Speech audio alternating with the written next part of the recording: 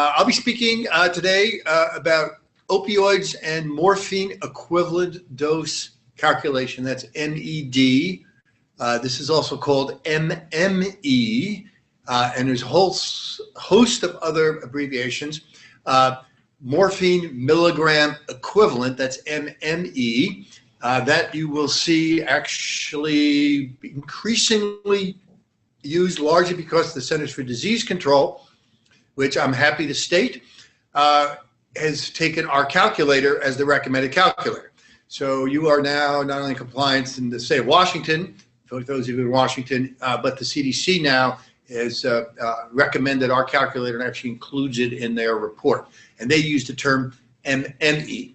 So it is, and we'll go into detail about how to interpret that. Objectives today are going to be really a 20-minute at most run through about opioids. That lecture technically takes about 2 or 3 days to cover all the nuance. So I intend in no way to be comprehensive, but I'm going to talk about some high points, largely as this reflects on our work with you in the community to be able to understand how opioids can be, as a category, understood. We'll talk a bit about risks and side effects, very brief, and then the highlight will be calculating and then interpreting, and then as a result be able to safely manage opioid dose conversions, not just on paper, but also should you do this in your practice. And then I'll spend a little time on opioid rotations, partly because this is a pet peeve of mine, that how poorly understood this is as well. So, definitions. Opioids, very simply, any drug with significant pharmacological activity on the mu, the kappa, or the delta receptor. And it can be an agonist or an antagonist. If it interacts with those, the opioid receptors, it's an opioid. There are natural opioids. In other words, these are derivatives from opium, and that includes heroin, that includes morphine, that includes codeine, that includes hydrocodone, and that includes hydromorphone or Dilaudid. And the metabolic passage from opium to heroin to morphine to hydromorphone is a normal metabolic route, which is why your patient taking heroin will, on their urine test, show hydromorphone. That doesn't mean they're taking the pharmacological product derived from the opium poppy, but they've had a normal pathway. Similarly, if a patient's taking hydrocodone, they will get hydromorphone, morphine, codeine. So all roads lead to hydromorphone, or all roads lead to Dilaudid, is how I communicate it to the students so it sticks in their head. And this is relevant because these are the pathway of the natural, or the opiates. The synthetic opioids are not called opiates. This is all designed to confuse you, and I'm going to try to untangle this confusion. But opioids is the large category, and this includes synthetic, natural, agonist, antagonist, the whole kit and caboodle, which is why they're mu, kappa, delta. It doesn't matter any of those. That's an opioid, but if they're synthetic, that would be oxycodone and its metabolite oxymorphone, fentanyl and its potential metabolite norfentanyl, methadone, which has a metabolite which is not active, buprenorphine and its inactive metabolite, and tramadol and tapentadol. And so these are constructed around the original molecule as the pharmacologists began to understand the molecule and have identified that it has activity on the mu, kappa, or delta, but these will not metabolize to hydromorphone. They metabolize to their own subset of metabolites that are related to the opioids. Okay, that's a lot of talk basically to help you interpret urine drug testing and recognize the confusion. For instance, if you order a urine drug test and you order opiates, you will not get oxycodone, fentanyl, or methadone. So you need to be cognizant of the language of pharmacology, which may not be the language that is ready at your tongue. Bottom line, call them all opioids. You'll be correct. And when you order a drug screen, order an opioid drug screen, and if they don't understand it, they'll say, do you really want oxycodone? Do you really want fentanyl? You probably do. So you would consider that on your screen. Okay, we'll come to this later, but I want to make spend a little time on the opioid receptor types, because this is, again, a very complicated and confusing area for clinicians. There are at least 4 opiate receptors, and even in the mu receptor category, there's at least 2 that have been identified, and then there are genetic splice variants even of the 2, and those come in all flavors. So we're talking just in the mu receptor itself, you may have 6, 8 different possibilities present in any individual patient based on how these genetic, the genotype is expressed phenotypically in the patient. Some opioids have a lot of kappa effect. Some have antagonism of kappa, like buprenorphine. Some have agonism of kappa. It's another receptor. They have different effects. It's interesting. Kappa seems to have this very negative effect. Sedation may have a greater spinal, but dysphoria and reduces ADH, so it may have electrolyte consequences in your patient, as opposed to the analgesia and the euphoria, but the negative respiratory GI depression of mu. So they have different effects in the human body and in animal models in terms of ultimate properties. The delta receptor seems to be a mu-like. It potentiates the mu effect. So by activating the delta receptor, you seem to get a synergy with the mu receptor. And this may be more present in case of physical dependence, not well understood, and in my mind is not relevant clinically, and may have more euphoria, but that may be from its activation of mu. So I keep saying may, maybe, could, and that's because we don't understand them well enough to interpret this in regular clinical practice.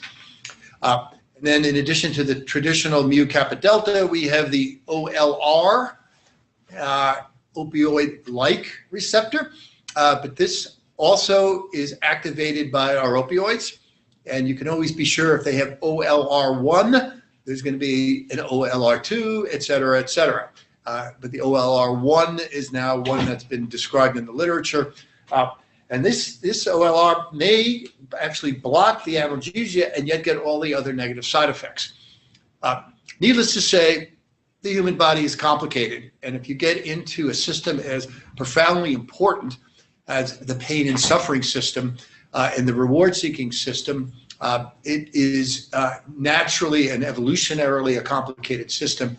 And we're dabbling at the fringes of understanding.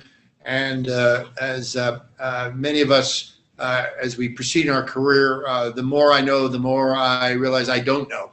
And I think this is an area where I want to really stress humility and almost the Socratic, the wise, I'd say, physician or clinician knows how little they know and takes that regularly into their clinical interaction. But making it even more complicated, but making more sense, why does the body respond to these exogenous opioids derived from the opium poppy and the other pharmaceutical manufacturing techniques we talked about? It's because we have a very robust endogenous opioid system. The opioid drugs bind to these as well. So you give a patient morphine, you will interact with the endogenous opioid peptides and potentially suppress them as well. Maybe in fact, many think a cause for the development of withdrawal symptoms as we fully suppress the endogenous opiate system and then pull off our drug. The body has a suppressed endogenous system and it takes some time to recover. Again, an important consideration in your management. So what makes them similar, and I've simplified it, for analgesic purposes, think of the mu receptor. There's some kappa-related analgesia, but from a clinically similar effect, from analgesia, they have mu receptor effects. All the opioids, you can't pick them out in advance because there's idiosyncratic differences, will produce some degree of nausea, some degree of constipation, some degree of pruritus. And each one of these have characteristic idiosyncratic differences between patients. So shifting from one opioid because morphine produces pruritus to oxycodone because it may not have as much pruritus is completely reasonable. They at high dose produce myoclonus, and a dose-related hyperalgesic effect is now proven. 5 years ago it was not. 2015, 16, a little bit of literature out there showing that hyperalgesia is now documented, not just at the bedside exam, but using quantitative sensory testing techniques in human and rodent models. And it seems in humans, the dose at which the hyperalgesia begins to be seen is about 80 to 100 MED, which is what we see clinically as well. So we're starting to get more information about hyperalgesia. It is a real thing, and it is a clinically relevant phenomenon that typically occurs, at least in the experimental models that have been done, at between 80 and 100 MED. Good work coming out of the Mayo Clinic on this, and a couple of nice literature reviews on the subject for those interested. Opioid side effects include confusion, delirium, the very unfortunate sedation and hypoventilation. We're learning in our labs, this is not out there yet in print, but patients get fairly quickly tolerant to sedation, but they do not develop tolerance to hypoventilation. So though your patient is no longer nodding off in the exam room, you can say, well, that's good. They may still be having the same hypoventilation response while they're sleeping at night. So this is a significant consideration why we're moving away from these long-acting extended-release products at night, because of this hypoventilation effect that you may not see by a patient who's nodding out on you. Dependency, addiction occur with all the categories as well. Who gets dependent? Probably everyone physiologically to some degree, some more so than less. The diagnosis and management of addiction and who gets addicted is a whole separate topic, and we cover that at least twice in our regular curriculum. So what makes them different? Again, there's 4 opiate receptors.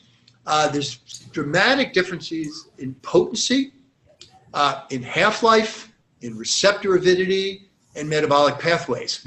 So this is both, this is the pharmacokinetics and some of the dynamics. The kinetics is how long they last and where they go when we excrete them, how we absorb them, and the potency is a pharmacodynamic effect that reflects function of avidity, how sticky they are on the receptor types that we're targeting. There's a differential activation of receptors, some differences in selectivity, agonism or antagonism, metabolism, whether they're hydrophobic or hydrophilic, relevant for when we inject these drugs into people's spine, how well they migrate in the CSF. For our anesthesia colleagues who use this, not relevant in ordinary clinical practice, certainly in the primary care sphere.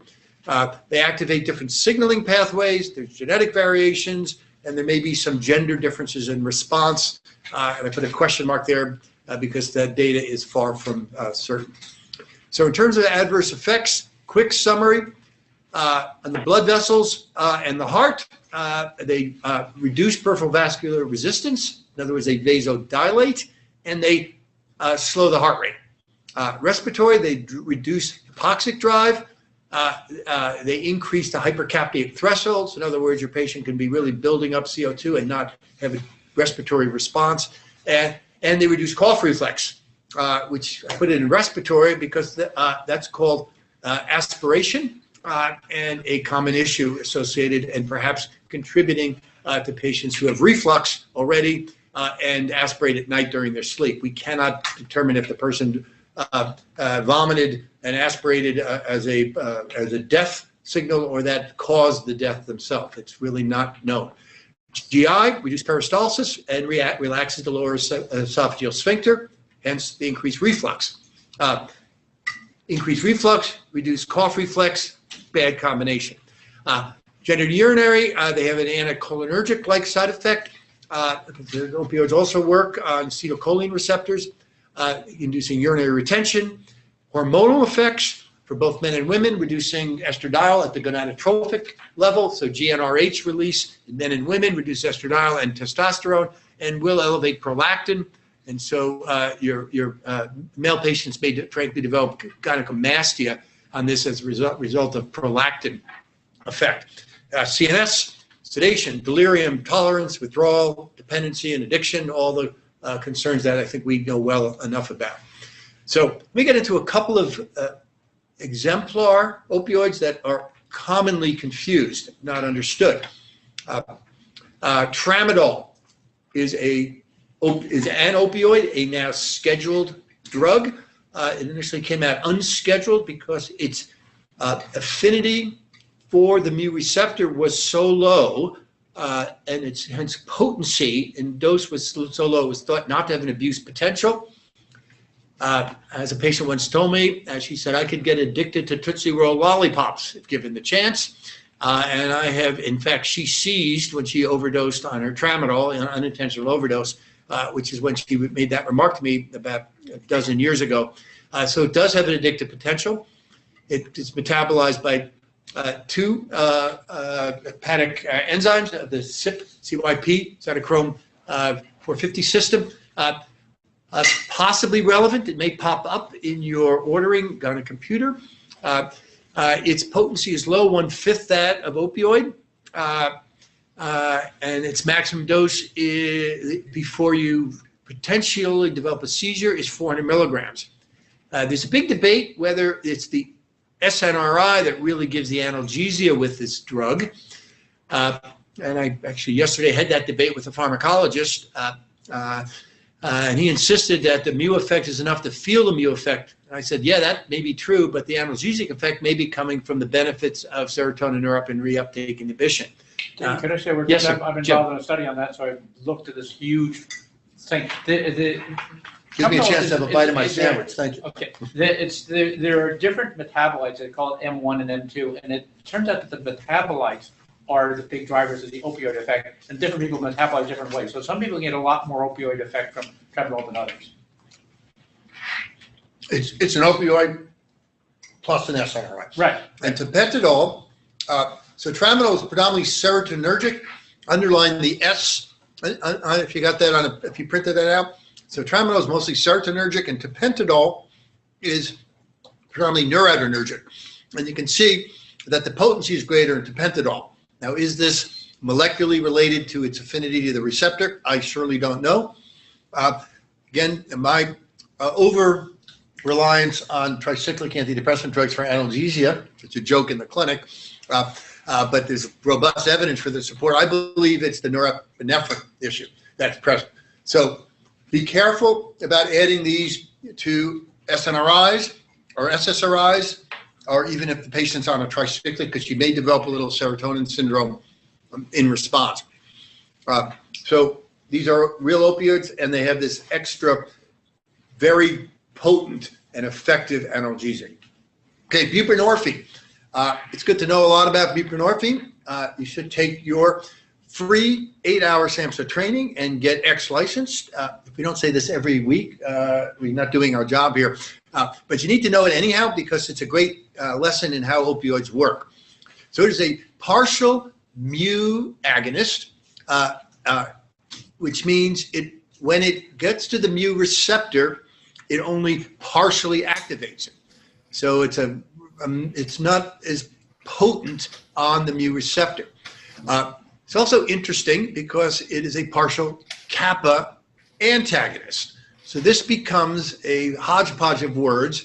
It's basically a agonist, antagonist drug. So its agonism is on the mu receptor, its antagonism is on the kappa receptor. It can't be both an agonist and an antagonist on the same receptor. So when it's a partial agonist, it means it only activates it. The antagonist effect is on a separate receptor.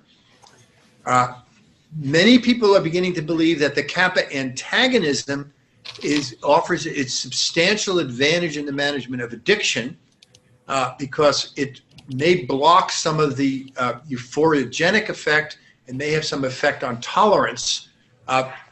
Not clear. Again, one of the things we don't really know. The other reason it's useful as a drug for addiction and also a consideration of pain management is that it slowly dissociates from the mu receptor. So it has a high avidity for the receptor, and it can take 3 days before it finally falls off that mu receptor, and therefore it's effectively a long-acting drug. But it's not long-acting from a metabolic perspective because it's rapidly metabolized. First pass clearance through the liver. This is why we have to give it through the skin, through the buccal membrane or the sublingual membrane, because if it goes orally, it's rapidly absorbed and immediately cleared by the liver. So when the buprenorphine falls off the mu receptor, it's rapidly cleared. So this is relevant if your patient presents to your clinic, if you're working in an emergency department with a new acute injury or needs emergency surgery and they're on buprenorphine, you have about a 3-day time span where you're competing at that opioid receptor until you can get a pure mu agonist on board to manage the acute event. And this is complicated for admission to hospital or a short stay surgery outpatient setting, because you have to be anticipating that your mu effect is only going to be partially activated, so you're not going to get as much analgesia, but you have this 3-day experience with this drug until it clears before you get your full mu effect. Now, I'm going into this because this, I think, demonstrates why the first few slides are important to understand the pharmacology, because then when you use them clinically, they make sense. I think it was, I'm sure it's not Voltaire, but it's quoted, physicians, it's certainly, PAs never do this, so Rachel, you're off the hook on this, who know little of their drugs, less about diseases, and know nothing at all about patients. So my goal here is for us to know enough about the drugs so that we can then move forward in terms of doing a better job with pain care. Again, buprenorphine, poor oral absorption, this is wrong, good oral absorption, I have to update this slide, excellent oral absorption, but immediate clearance by the liver. So it's not pharmacologically available, and therefore we give it IV in an old formulation, which is not typically used, sublingual or transdermal, and a new buccal form now released for pain, indication for buccal. You need to be unbelievably rich to afford it because it's $500 a month and no insurance is covering it yet, but there is an available for pain buccal formulation. Useful for high-risk addiction and when there's a primary pain problem, and don't forget to take your Suboxone training or buprenorphine training technically, and you can use these off-label for pain, even the those that are described and approved by the FDA for addiction management. And then the biggest problem is insurance may not cover it for pain, when in fact they're very dramatically effective in these difficult patients. A couple of drugs not to use, meperidine should be off formulary. We now use it only for chills when people recover from anesthesia or when they're getting amphotericin treatment. If you're not doing that, don't prescribe it. It has a psychotomimetic effect from its metabolite, terrible absorption, very, very short half-life, not useful in pain management. Butorphanol, now bufene and pitazicine have a mixed agonist-antagonist benefit. They have complicated metabolites, and unless you're really interested in everything I've been talking about and want to know more confusing aspects of these drugs, may consider it, but I would really not recommend them in ordinary clinical practice. Propoxyphene, the good news is, since I made this slide, I need to update it. It's taken off the market because it's such a bad drug, so it's not even available in the U.S. market. So the ones that we were talking about earlier are useful. So let's talk about the equianalgesic. Actually, here's the correct quote from Voltaire for those are more interested. So the so-called equianalgesic table, I call it so-called because they are just general estimates. Most of these are derived from single-dose studies that are then extrapolated. Most of these are derived and reinforced based on expert opinion. It looks like to me this is what it takes. Enough people agree with that. An expert with enough credibility becomes published, and this enters the table. So there's no strong science to be able to describe the potency, the degree of accuracy that these tables generate for us. And the earliest studies that started this whole process were in cancer inpatients surrounded by caring nurses in a treatment environment that offers a potential hope for their cancer, and therefore there's a strong psychological and nurturing effect that goes into whether a drug is potent. So if you're told 1 milligram of morphine, or excuse me, 4 milligrams of Dilaudid equals 16 milligrams of morphine, that actually was derived in cancer pain patients. And that was not longitudinally. So bottom line, we really don't know these numbers, but they are good guesses in order to risk stratify. So they're inconsistent and variable. If you look at different conversion tables, big differences between individuals, limit the accuracy of these calculations. The studies that have looked at these are strongly heterogeneous. And these derived ratios, this is from Shaheen from a few years ago. I like it much where I'm quoting him. Such derived ratios are devoid of clinical context and might be grossly inaccurate.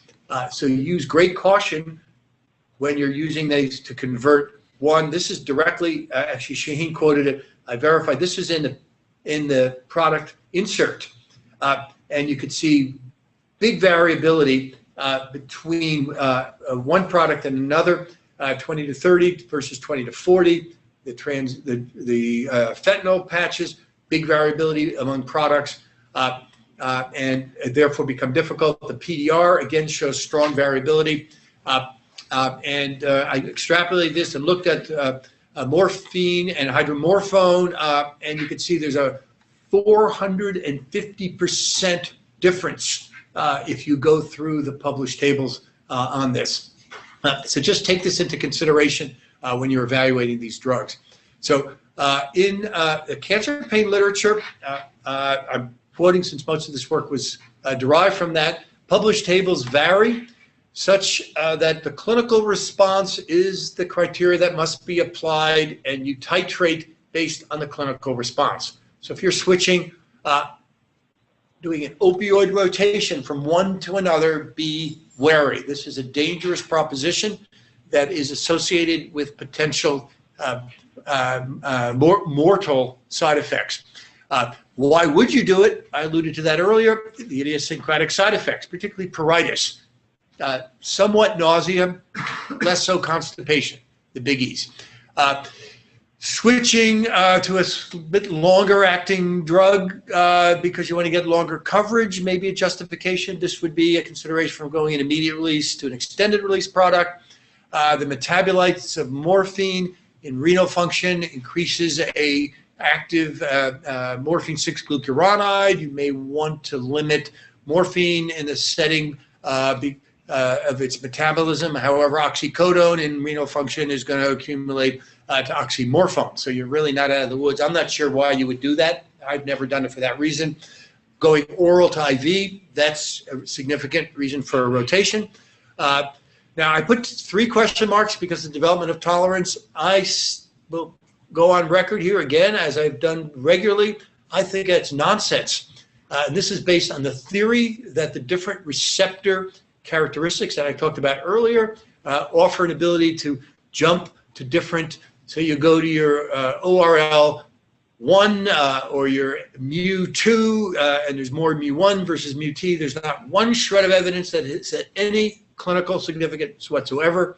Yet the literature is replete, and the opiate REMS literature, in fact, that we have been teaching, even suggested that you would switch because it works better. If you look at the published studies on these rotations and you apply the calculator, what you're effectively doing is increasing the effective dose of whatever drug. So it's a fallacy in my view, although the literature is variable and experts offer different opinions. So with those caveats, don't rotate for the sake of tolerance. If tolerance is a problem, think of a non-opioid strategy and find better ways than simply raising the dose. So if you're going to do this based on the fact that we really don't know what the dose conversions are, and again, I need to, I'll update my slide and we'll get an updated version out because I've changed my recommendations now in the past 2 years since I've revised this slide. So with methadone, 10 to 30% still applies. So if you get an MED when you have methadone, you convert it to morphine, and you get an MED of 1,000 divided by 10. You get to 10% of that. So that would be maybe 100 would be an effective morphine dose to characterize that, because we really don't know methadone's MED. That's our most confusing drug in this category. The other tables recommend with the other opioids, which I don't have here, between 30, some say 20, some say 50%. When I rotate from, for instance, oxycodone from morphine onto oxycodone for some reason, I will get the calculated dose, and then I will divide by 2. In other words, a 50% reduction on that conversion, because these are unreliable tables. So err on the too little, because you can always give more, and then follow the clinical course low, slow, and with careful follow-up. This is an example from over 10 years ago, but a nice demonstration from Denmark, where essentially they rotated from short-acting to long-acting to get improved analgesia, but they effectively doubled the opioid dose. So for a transient increase in analgesia from doubling the dose doesn't support tolerance. It supports the fact that you're giving a dose increase. We know why this is relevant then. As you raise the dose, you increase risk. There's now 3 other studies which demonstrate different severity of risk as you raise, but now 4 well-done studies show a point of deflection at the 50 milligram MED dose. So between 50 and 100, you really do take off, and that's why the new CDC guidelines call out 50 as the top dose, which by strong clinical consensus, even the disbelievers of this say at 50 something bad starts to happen, and they go up to 90, which is reasonable compared to 100, but they're calling out 50 to 90 as the threshold. Not only do you die or overdose, you'll fall and break your bones, more likely based on dose, and you'll stop breathing based on dose. So this is why it's important to convert to MED, because these are population-based studies, not individual, so the clinical variation gets washed out. And so for risk assessment, the MED is very important. For your individual patient, the MED is relevant based on the comparison with populations, but is not what you want to use when you're converting from one opioid to another. So calculate, here's our Washington State calculator. It includes tapentadol and tramadol. We have all our trainees. They have this down, I know, because I've been badgering them every day I see them in clinic. What's the MED? And they got to look it up. You should be in the practice of, in your own chart notes, for instance, patients on oxycodone, for instance, at 50 milligrams a day, that's an MED of 75. So use the language of MED so you can, 75, yeah, that's higher than I want to be because it's more potent drug. And then methadone goes up curvilinearly, less than 24-fold, more than 20 to 48-fold, 60 to 80 10-fold, more than 80 12-fold. Lots of discussion actually in our agency medical directors group over the past week. Don't we want to smooth the curve? So what happens if does it really go 4-fold to 8-fold when you go from 20 to 21 milligrams? Well, of course not. But to smooth the curve and make a guess, to me, adds a sense of accuracy and precision that doesn't exist. So I prefer to see the data a little bit raw, so I have to think a little bit more about what I'm doing. We'll see how this dialogue goes forward. Last words on opioids. They're a problem out there, but they're also useful drugs, particularly for acute pain and in no subset of patients who are benefited at low dose.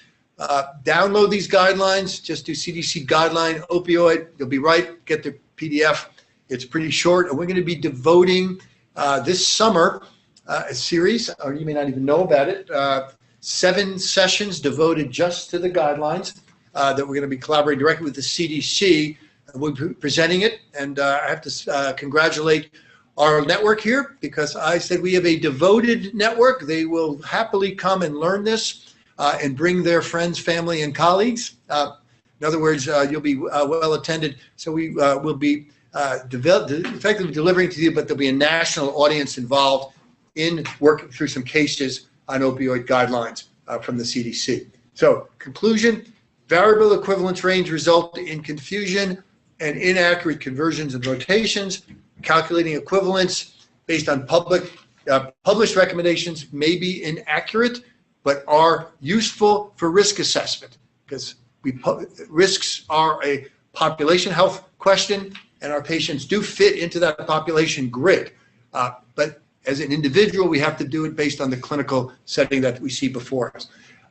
Rotations are rarely effective, and I list methadone just in a cancer or palliative care, just to clean up the potpourri of drugs people are on. Rotating onto methadone, that was the original term in opioid rotation. It was rotating onto methadone. Reduced calculations here, I updated this to 50% or less for most opioids, and divide by 10 or 10% multiplier, typically for methadone. And then you're using the MED established risk benefit.